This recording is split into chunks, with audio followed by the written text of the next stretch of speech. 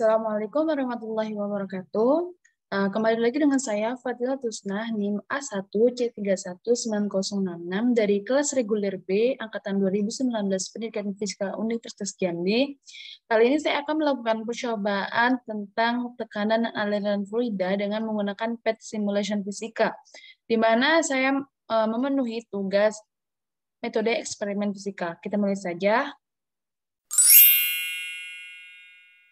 Tampilan dari aplikasi PET Simulation secara online, di mana saya menggunakan PET tentang di bawah tekanan. Kita mulai saja praktikum pertama atau percobaan pertama. Kita analisis sedikit apa saja yang di sini, di mana di sini ada keran untuk menghasilkan airnya. Ini adalah kolam dan air. Ini adalah pusher, ini adalah tekanan atau alat untuk mengukur berapa tekanannya, untuk membantu kita untuk kita mengetahui tekanan pada air, kedalaman air. Ruler ada pengaris. Selanjutnya atmosfernya kita on-kan, kita ubah ini menjadi satuannya atmosfer dengan fluid density adalah densitas fluidanya. Kita menggunakan 3, yaitu gasolin, water, dan honey, di mana gasolin adalah bensin, water air, dan honey itu adalah madu, dengan gravitinya 9, meter per sekon kuadrat di bumi. Kita mulai saja percobaan pertama. Kita checklist pengaris. Nah, di sini saya menggunakan kedalaman 3 meter dengan menggunakan air.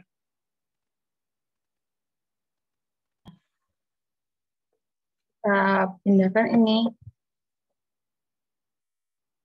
pada kedalaman 3 meter.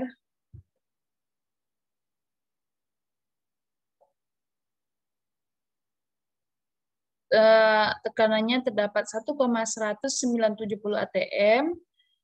Untuk pada kedalaman 2 meter 1,1056 atm. Sedangkan untuk 1 meternya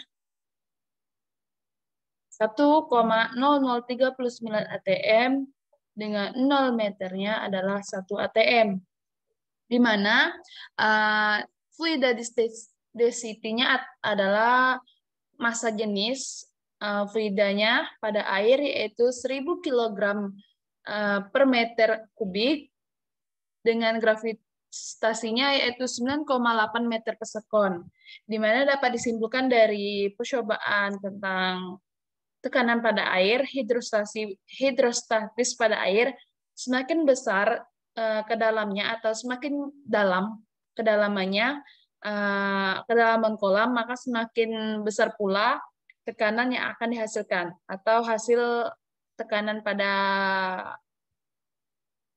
kedalaman kolam. Selanjutnya kita ganti lagi. Kita checklist pengaris dengan satuan atmosfernya. Kita menggunakan bensin dengan kedalaman 3 meter.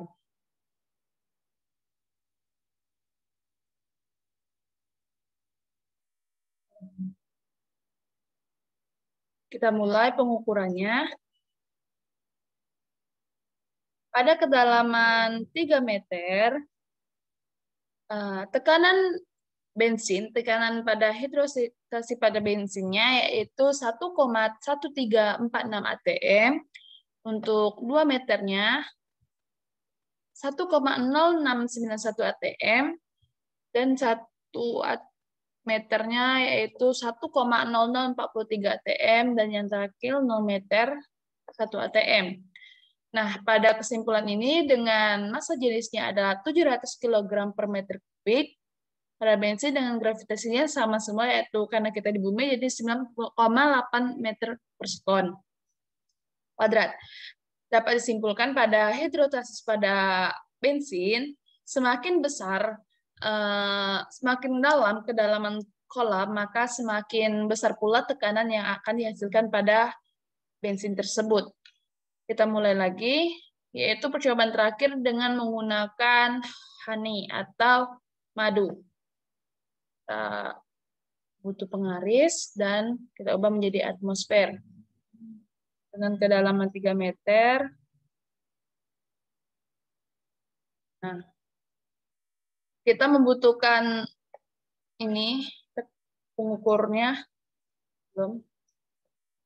Kita ini bikin 1 meter. Nah, kita buat, kita ukur semuanya.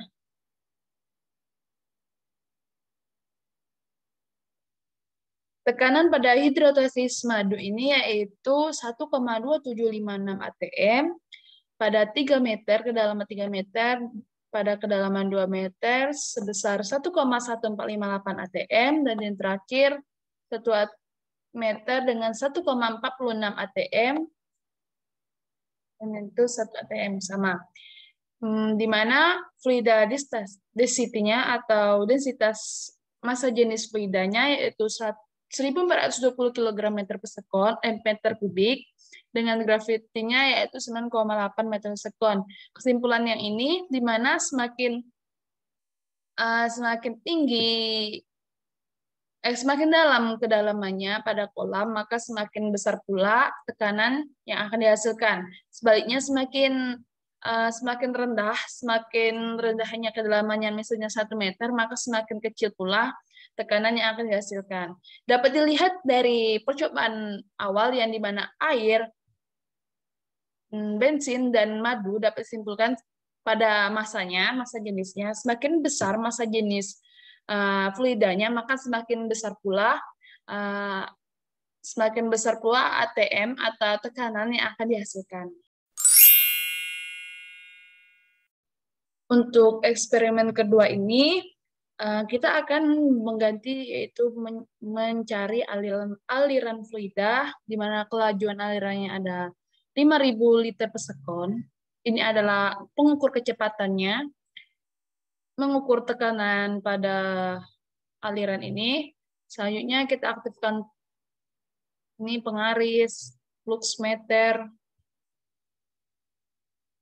Sebelum kita menganalisis, saya akan sedikit menjelaskan di mana kita lihat pada selang ini terdapat partikel-partikel atau titik-titik merah ini, di mana kita lihat partikel ini beraturan karena partikel ini mengikuti arah aliran pada selang, garis pada selang.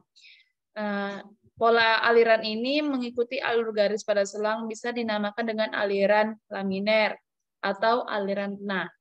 Selanjutnya kita ubah aliran ini, di mana ini saya ataskan.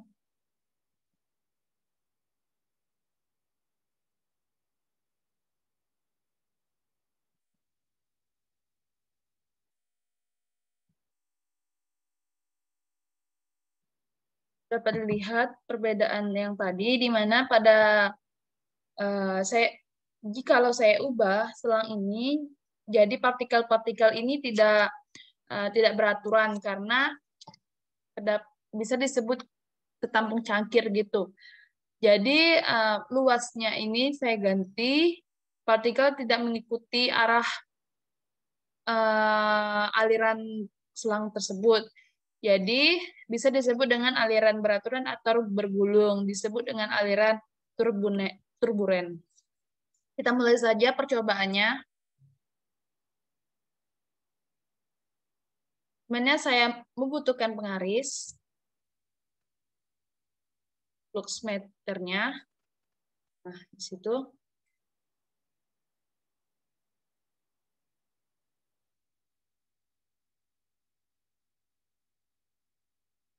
Dalamannya adalah 2 meter. Kita ukur ini dengan kecepatan.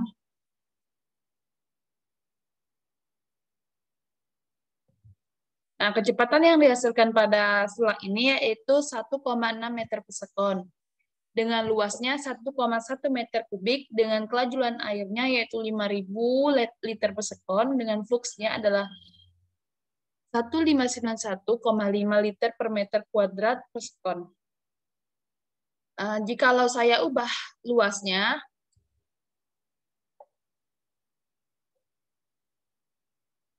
menjadi dengan menjadi 1,7 meter kuadrat, maka kecepatannya yang dihasilkan adalah 2,9 meter per sekon.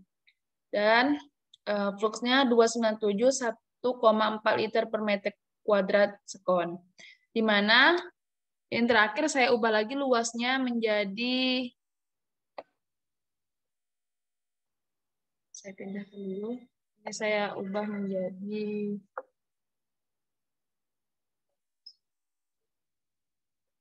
nah, kita ukur.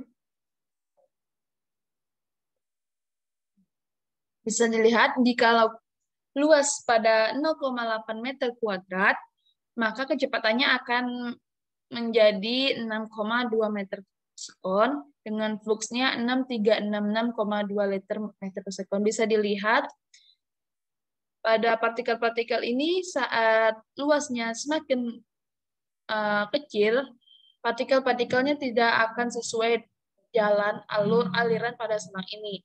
Maka hubungan antara luas dan kelajuan fluida dapat disimpulkan, yaitu semakin luas pada selang, kecepatan partikel tersebut semakin kecil.